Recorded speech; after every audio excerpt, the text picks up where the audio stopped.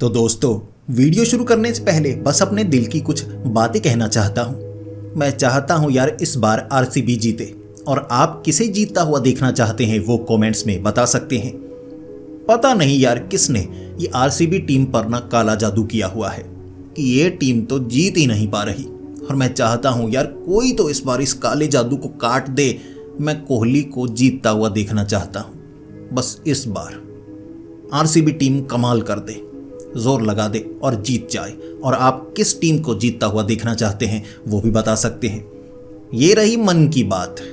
अब बात करते हैं आज की कहानी की। तो दोस्तों, अब ये सच सच बताना, आपको एक बार तो ये लगता होगा ना, ये भूतिया कहानियाँ सुनने के बाद, कि ये काला जादू जो करते हैं या किसी से करवाते हैं, ये कौन से लोग होते हैं। आपको लगता होगा कि गांव देहात के लोग, अनपढ़, अंधविश्वास में घिरे हुए लोग, वो ये सब करते हैं। वो काला जादू करते हैं, ऐसी चीज़ें बनाते हैं, चौराहे पर रखना, कहीं पर फेंकना, फिर लोग डरने लगते हैं और कहानियाँ बनने लगती हैं। आपको ये लगता है ना, लेकिन सच सच बताऊं, एक बार ना किसी त्योहार के दिन रात के वक्त, होली, दिवाली या कोई पवित्र दिन, जो सुनसान रास्ते होते हैं ना, वहाँ पर घूम कर देखिएगा। चौराहे के ऊपर आपको ऐसा सामान मिल जाएगा जो काले जादू से जुड़ा हुआ है। आप साफ समझ जाएंगे देखकर। चाहे जितने भी सभ्य समाज में चले जाएं, आपको ऐसे लोग मिल ही जाएंगे जो पढ़े लिखे भी हैं, लेकिन फिर भी काले जादू का सहारा लेते हैं। इसके सबूत के तौर पर मैंने आपको बताया, एक बार ऐसे चौराहों पर ना 9-10 बजे रात के वक्त, खास तौर पर त्योहार के दिन देख लेना, दिया जलता हुआ मिलेगा आपको, और आसपास ऐसा सामान रखा होगा जो काले जादू से जुड़ा हुआ होगा। आखिर ये लोग काला जादू क्यों करते हैं? ये कौन लोग होते हैं? अगर सभ्य समाज में भी ये लोग रहते हैं तो इनकी क्या मजबूरी है कि ये काला जादू करने लगते हैं या करवाने लगते हैं? वो आपको आज की कहानी में जानने को मिलेगा। इस कहानी में एक परिवार काले जादू का सहारा लेने लगता है, लेकिन इसके पीछे उनकी क्या मजबूरी रही होती है या क्या लालच होती है, वो आपको इस कहानी में जानने को मिलेगा। तो ज़्यादा समय बर्बाद नहीं करते हैं, सीधा कहानी की तरफ बढ़ते हैं। तो ये कहानी एक परिवार की है जिसमें 3 सदस्य थे। ओडिशा के रहने वाले निपुण, आदिति और उनकी 5 साल की बेटी। अब तीनों एक छोटे शहर में रहा करते थे। अब जो निपुण थे वो एक फैक्ट्री में काम कर रहे थे और 7 साल हो चुके थे, उनकी तरक्की नहीं हुई थी। भले ही आपकी तरक्की ना हो, आपको तब तक दुख नहीं लगता जब तक आप बाकियों की तरक्की भी नहीं देखते। जब आपको बाकियों की तरक्की दिखने लगे और आपकी तरक्की ना हो, तब दुख लगने लगता है। अब जो निपुण थे, पहले से पढ़ने में तो अच्छे थे, लेकिन घर की मजबूरियों के कारण वो ज़्यादा कुछ कर नहीं पाए। इसीलिए उन्हें बहुत पहले काम करना पड़ा। तो काम भी वो किया करते थे, पढ़ा भी करते थे। इस तरह से उन्होंने गांव को छोड़ा, लेकिन उनके माँ बाप गांव में ही रहना चाहते थे। शहर में नौकरी की तलाश, लेकिन फैक्ट्री में नौकरी तो मिल गई। तनख्वाह ठीक ठाक थी उस समय के हिसाब से, लेकिन धीरे धीरे तनख्वाह कम बढ़ रही थी क्योंकि उनकी तरक्की नहीं हो रही थी। कहीं ना कहीं कोई अड़चन आ जाती, बस तनख्वाह थोड़ी बहुत बढ़ती, लेकिन तरक्की मिल नहीं पा रही थी जैसी उन्होंने सोची थी। अब दुख तो तब लगा उन्हें जब 5 साल काम करते हुए हो चुके थे, शादी उनकी हो चुकी थी। जो बाकी रिश्तेदार थे ना, कई लोग सरकारी नौकरी कर रहे, तो उनकी तनख्वाह तो बहुत ज़्यादा थी, तो डिफरेंस काफ़ी ज़्यादा उन्हें दुख लगा करता। अब कई जो कज़न थे जो बाद में नौकरी पर लगे, जैसे बेंगलोर एक कज़न चला गया तो वहाँ नौकरी में उसे अच्छी तनख्वाह मिली। इसके बाद जो निपुण था काफ़ी निराश रहने लगा। अब निपुण और उसकी बीवी आदिति, जो मंदिर बहुत ज़्यादा जाया करते थे, और हर कोई यही कहता कि घर में किसी तरह की अड़चन है, वास्तु आपका सही नहीं लगता। एक गरीब के लिए वास्तु का कोई खास हिसाब नहीं होता। सोच कर देखिए, आपके पास एक मकान है, तोड़वा सकते नहीं, आपके पास ज़्यादा रुपए मौजूद नहीं है, तो वास्तु के तौर पर आप कर क्या सकते हैं? थोड़ा सामान हिला सकते हैं, घर में पूजा पाठ करवा सकते हैं। ये सब निपुण और आदिति करवाते जा रहे थे। निपुण पहले से धार्मिक तो बहुत ज़्यादा रहा था, लेकिन मजबूरियां ऐसी पड़ने लगी कि भगवान से विश्वास उठने लगा कि पता नहीं कौन मुझ पर क्या कर देता है, किसकी नज़र लग गई है कि पहले मैं दिखता भी अच्छा था, उसके बाद धीरे धीरे जैसे गड़बड़ होने लगी, सेहत बिगड़ने लगी, उसमें खर्च होता, अब बीवी की सेहत थोड़ी बिगड़ी, उसमें खर्च हुआ। जब बेटी पैदा होने वाली थी तब भी काफ़ी ज़्यादा खर्च हो गया, तो कुछ जुड़ नहीं पाया, तरक्की मिल नहीं रही। तो इसीलिए उसने अलग तरीके सोचने शुरू कर दिए। वो एक मज़ार पर जाना शुरू हो गया, वहाँ पर भी काफ़ी झाड़ फूक करवाने लगा, घर में सब कुछ करवा रहा और हर कोई यही कहता कि घर पर किसी ने काला जादू किया होगा। इस पर जो निपुण था वो कहता कि हम पर काला जादू कोई क्यों करेगा, हमने किसी का क्या बिगाड़ा है जो काला जादू करने की नौबत तक आ गई, या किसी से क्या छीना है कि वो वापस चाहता है। लेकिन वहाँ पर बताया जाता कि बस काला जादू जब कोई करना चाहता है, किसी का बुरा करना चाहता है तो कर देता है। मानो काला जादू नहीं किया है तो किसी की नज़र लगी होगी, तो नज़र उतारा होता, बहुत कुछ होता, ऐसे कुछ भी मिल नहीं पा रहा था निपुण को। तो तरक्की भी मिल नहीं पा रही, रिश्तेदार भी अब तरक्की कर रहे। एक रिश्तेदार ने दुकान खोली थी कपड़े की, ठीक ठाक चलने लगी थी, शायद आगे जाकर निपुण से आगे निकल जाता तो दुख निपुण को ज़्यादा था। अदिति घर में सिलाई करती, लेकिन उससे भी कम ही कमाई हो पाती, बेटी छोटी थी। जो निपुण था पहले मंदिर जाया करता, मज़ार जाने लगा, नई नई जगह जाने लगा। बाबा कोई मिलता, उससे जो भी सलाह मिलती क्या करें, वो कहता घर का फर्नीचर चेंज करो, ये लगा लो, वो कर लो, ये कर लो, सब कुछ वो करते जा रहे और इसमें घिरते जा रहे थे। तो धीरे धीरे जो निपुण था भगवान से भरोसा उठ चुका था। फिर वो एक ऐसे बाबा के पास गए। अब वो बाबा कहीं पर बैठा नहीं करता था, दुकान ही थी जो घर में जैसे खोली हुई, साथ में वो हकीम था। तो घुटनों में थोड़ा दर्द रहने लगा था जो निपुण था, तो निपुण ऐसे उसके पास गया था अपने एक दोस्त के साथ कि वो रुपए नहीं लेता। तो निपुण को लगा ऐसे फ्री में देता है तो अच्छा है। तो वो जो बाबा था हकीम के साथ साथ ऐसी काली विद्या का ज्ञान भी रखता था। निपुण उसके पास जाने लगा, घुटनों को थोड़ा आराम मिला। वो ऐसा तेल बनाता था, फ्री में दिया करता, कुछ रुपए जो देना चाहता मन से दे दिया करता, जिसे आराम मिले, तो ऐसे वो सौदा करता था। तो निपुण को भी आराम मिला, तो निपुण कुछ रुपए देने लगा, बदले में तेल मिलता और घुटने उसके ठीक होने लगे। तो निपुण ने उस बाबा से ये पूछा, एक शाम जब वो गया था, भीड़ छंट चुकी थी, निपुण थोड़ा ज़्यादा जाने लगा था, तो वो जो बाबा था हकीम, वो अच्छे से पहचानने लगा था निपुण को। तो निपुण ने घर की परेशानियों के बारे में बताया कि क्या कुछ हो सकता है। तो बाबा ने कहा कि मैं तो नहीं कर सकता, क्योंकि जो मैं जानता हूँ उसका इस्तेमाल अब मैं भी करना नहीं चाहता और मैं बाकियों को भी मना करता हूँ। वो बाबा असल में पश्चिम बंगाल का रहने वाला था, जो यहाँ पर 15 साल पहले आया था, और उसने कहा कि हमारा परिवार पहले से जादू का सहारा लेता रहा है। तो जो निपुण था वो कहने लगा कि ऐसा जादू क्या कर सकते हैं मेरे घर पर भी, लगता है किसी ने काला जादू मेरे घर पर किया है। तो उस बाबा ने कहा कि देखो, मैं ऐसे वैसे टोटके नहीं करता, हमारे परिवार में जो काले जादू का इस्तेमाल किया जाता था ना, वो काफ़ी भयानक होता है काला जादू, उसका नुकसान भी होता है। अब ये मैं तुम्हें सीधे तौर पर समझा दूं तो एक होती है भगवान की शक्ति, एक है शैतानी शक्ति। भगवान की शक्ति, अगर हम भगवान को पूजते हैं, मानते हैं, अच्छी चीज़ें वगैरह करते हैं, जैसा कि बताया जाता है पूजा पाठ करना, तो भगवान सही समय पर हमें चीज़ देता है। अब ये जो शैतानी ताकत है, ये कहते हैं चीज़ें पहले दे देती है, जो हम चाहते हैं वो हमें मिलता है, लेकिन बदले में कुछ ले भी लेता है। तो ऐसा होता है काला जादू। निपुण ने कहा, चाहे जो कीजिए, मेरे पास कोई रास्ता नहीं बचा है, अगर मैं कुछ बुरा करके अपना अच्छा कर पाऊँ तो मैं वो भी करने को तैयार हूँ। बड़ी खुन्नस है अपने रिश्तेदारों के लिए कि कोई मदद नहीं करता, सब आगे बढ़ चुके। अब उस बाबा के पास निपुण बार बार जाने लगा। उस बाबा के पास अपने घर की पुरानी किताबें थी, दादा परदादा वाली। तो वो बाबा उसमें ढूंढता गया और कई ऐसे टोटके तरीके ढूंढ निकाले, और उस बाबा ने कहा कि चेतावनियाँ भी नीचे लिखी गई हैं कि नुकसान भी हो सकता है। निपुण ने कहा, बताइए। उसकी बीवी अदिति भी तैयार थी कि जो करना पड़े हम करने को तैयार हैं। जिस स्तर पर हम हैं ना, मिडिल क्लास, इससे आगे निकलना है, कुछ कमाई ज़्यादा करनी है, तरक्की करनी है सीधे तरीके से। अब ऐसा नहीं किसी को नुकसान पहुंचाएंगे, ऐसा कुछ नहीं करना है। काला जादू करना है घर को ठीक करने के लिए, जिसने काला जादू किया है उसे निकालने के लिए। अब टोटका ये था कि घर में काला जादू करना होगा।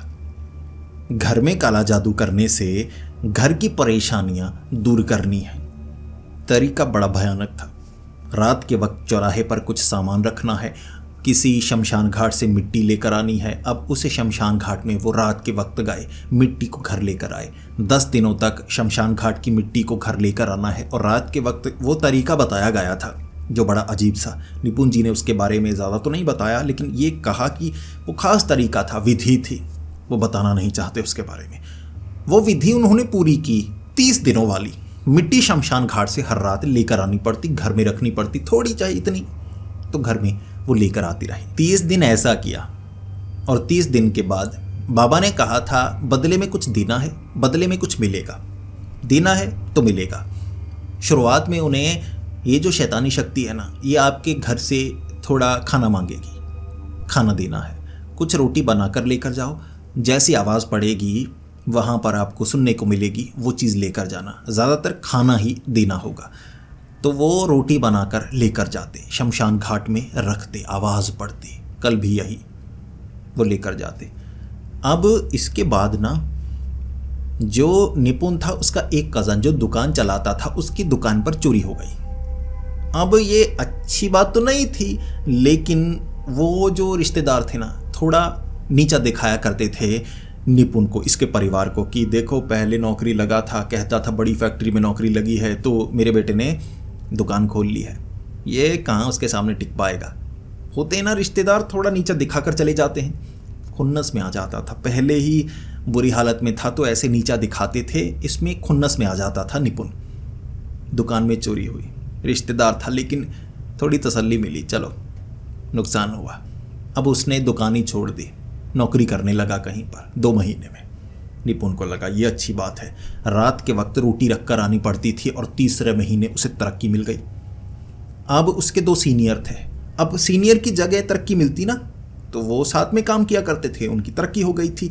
एक को कहीं और से जॉब ऑफर हो गई, जॉब ऑफर हुई, एक की टांग में चोट लगी, निपुण को तरक्की मिली, तनख्वाह 20% बढ़ चुकी थी। बस फिर क्या, काले जादू का सहारा लेकर जो वो घर पर कर रहे थे, मिट्टी शमशान घाट की घर में संभाल कर रखी, उससे काम बनेगा।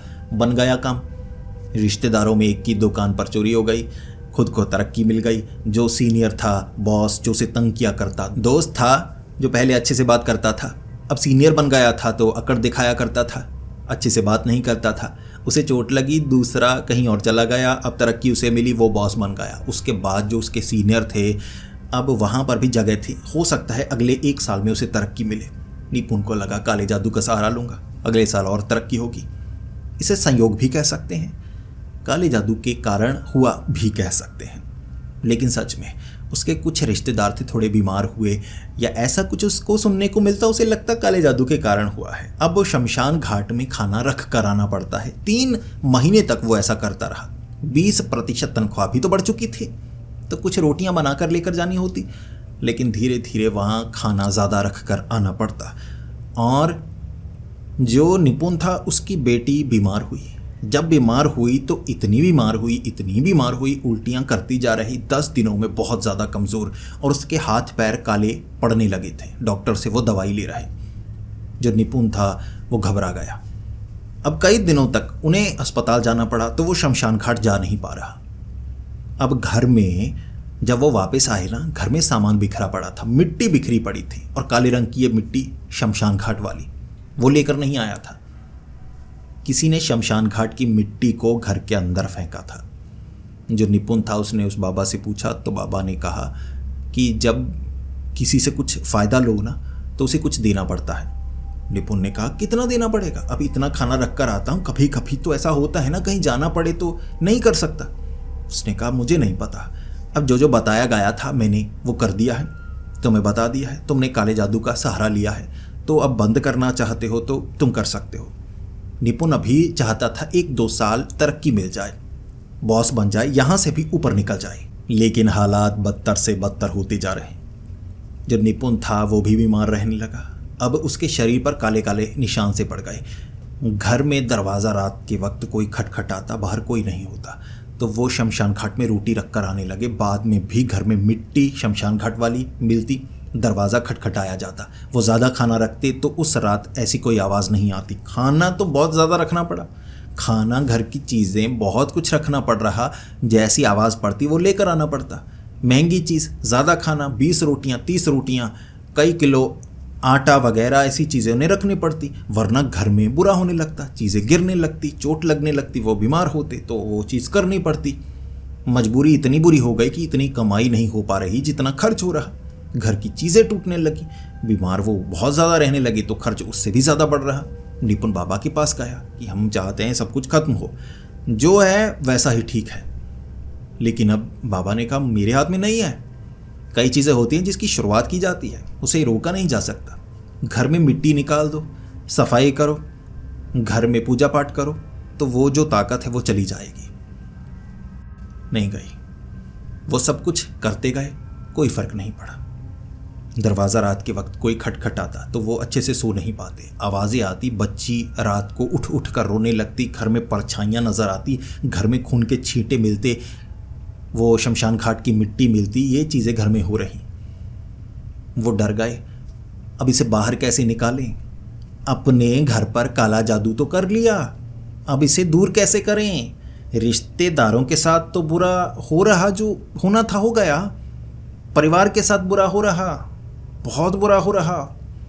बच्ची को चलने में परेशानी होने लगी और डॉक्टर ने कहा था ज़्यादा कमज़ोर ये रहेगी बच्ची तो टांगों में परेशानी आ सकती है, तो आगे भविष्य में ये हो सकता है सही से ना चल पाए। इसके शरीर में थोड़े से बदलाव आ चुके हैं। निपुण सब कुछ खत्म करना चाहता था। बाबा के पास गया, मंदिर में गया, मंदिर में जाकर पूजा पाठ करवाया, बाबा से झाड़ फूँक करवाई, कोई असर नहीं। ये जो ताकत थी ये दूर होने का नाम नहीं ले रही। हर तरीका अपना कर देख लिया। इसके बाद जो बच्ची थी, अब सोच सकते हैं 5 साल की बच्ची, और अब जो अदिति थी वो रात को सर घुमाने लगती, नींद में उठकर चलती और सर घुमाने लगती, उसे कुछ याद नहीं रहता। तो ऐसे बुरे हालात आ गए, उनके पास कोई रास्ता ही नहीं बचा। सब कुछ करके देख लिया। वो पछताने लगे, रोने लगे। उन्हें लग रहा था कि परिवार बर्बाद हो चुका है। तब किसी ने सलाह दी मेहंदीपुर बालाजी मंदिर। अब मेहंदीपुर बालाजी मंदिर इसीलिए मशहूर है क्योंकि और जगह वो जाकर आ चुके थे। भूत प्रेत का चक्कर था तो पूरा परिवार मेहंदीपुर बालाजी पहुंचा। वहाँ पर जो क्रिया की जाती है वो क्रिया की। कहा गया था पीछे मुड़कर मत देखना, तो उन्होंने पीछे मुड़कर नहीं देखा। 3 बार गए। जब पहली बार गए थे तो घर में आवाज़ें आना बंद हो गई, बेटी थोड़ी ठीक हुई थी। दूसरी बार जब वो जाकर आए तो बीवी जो सर घुमाती थी वो ठीक हो गया, घर में मिट्टी वगैरह नहीं मिलती, खून के छींटे वगैरह नहीं मिलते, और तीसरी बार के बाद वो पूरी तरह से ठीक थे। इसके बाद काला जादू तो टूट गया था, लेकिन उनकी बच्ची जो मानसिक तौर पर थोड़ी कमज़ोर रही, टांगों में थोड़ी परेशानी रही, वो अच्छे से ठीक नहीं हुई। जो दोष पड़ गया वो दोबारा ठीक नहीं होता। तो उनकी बेटी जो काफ़ी समय बाद थोड़ी बड़ी भी हुई, लेकिन ये परेशानी शरीर में रही। उनकी बीवी थोड़ी उम्र में ज़्यादा बड़ी लगने लगी क्योंकि कमज़ोर ही बहुत हो गई, तो उंगलियां काली सी हो गई थी। ऐसा बहुत कुछ उनके परिवार के ऊपर असर पड़ा, बुरा असर। इसीलिए वो काला जादू उन्होंने जो शुरू किया था उसे ख़त्म करने का रास्ता ही नहीं मिल रहा था। तो इतने समय में उनके साथ ये सब बुरा हो गया। जो सोच रहे थे अच्छा होगा, बुरा ही हुआ। अब काम पर ज़्यादा छुट्टियां किया करता था निपुण, तो उस काम से उसे निकाला जा चुका था। अब परिवार में आई ये समस्या को दूर करने में इतना तो उसे जो बलिदान वो देना ही पड़ा, लेकिन अंत में चलो ठीक हुआ। आखिर वो जो काली ताकत थी उससे छुटकारा मिला, साथ में सबक भी मिला। ये जो काली ताकतें हैं ना, काला जादू, ये सुनने में अच्छा लगता है, या ऐसा कहते हैं कि इससे बहुत अच्छा हो जाएगा, लेकिन ऐसा नहीं है। भगवान की ताकत भले ही समय आने पर ही आपको चीज़ दे, लेकिन जो आपकी नियति में है वो आपको मिलेगा। लेकिन ऐसे नहीं मिलेगा, मेहनत से मिलेगा। ऐसा नहीं कि भक्ति करते रहो और एक समय आकर भगवान आपको धन संपत्ति देकर चले जाएंगे। पाना पड़ेगा। भगवान आपको ताकत देंगे, मानसिक संतुष्टि देंगे, शरीर स्वस्थ रखेंगे। आप मेहनत करेंगे, आपको उसका फल मिलेगा। आप जिसके लायक हैं आपको वो मिलेगा। ऐसा नहीं कि कोई चीटिंग कर दी। भगवान चीटिंग नहीं करते। शैतानी ताकत चीटिंग तो होती है, लेकिन उस चीटिंग में नुकसान भी है। अब काली ताकत का इस्तेमाल आप करेंगे तो सब कुछ अच्छा होगा, ये तो पक्का नहीं है। हो सकता है सब कुछ ही बुरा हो, और इतना बुरा हो कि आपने सोचा तक ना हो। निपुण और उसका परिवार तो फिर भी सही बच गया। कई लोग ऐसे हैं जिन्होंने ऐसे काले जादू का सहारा लिया और उनके साथ बहुत बुरा हुआ। इसे संयोग कह सकते हैं या इस काली ताकत के कारण कह सकते हैं, लेकिन पूरे के पूरे परिवार उजड़ जाते हैं। इसीलिए मैं तो कहता हूँ भगवान की शरण में रहो। अगर भगवान की शरण में नहीं भी रह सकते, अच्छे काम करो। भगवान को नहीं मानना चाहते तो ना मानो, क्योंकि अच्छे काम करने वालों के साथ भगवान खुद ब खुद आ जाते हैं और नकारात्मक ऊर्जा, बुरी ताकतें दूर चली जाती हैं। अगर आप भगवान को मानेंगे तो ऐसा काला जादू, बुरी ताकतें आपके आसपास फटक तक नहीं सकती और जो नियति में है वो तो मिलेगा।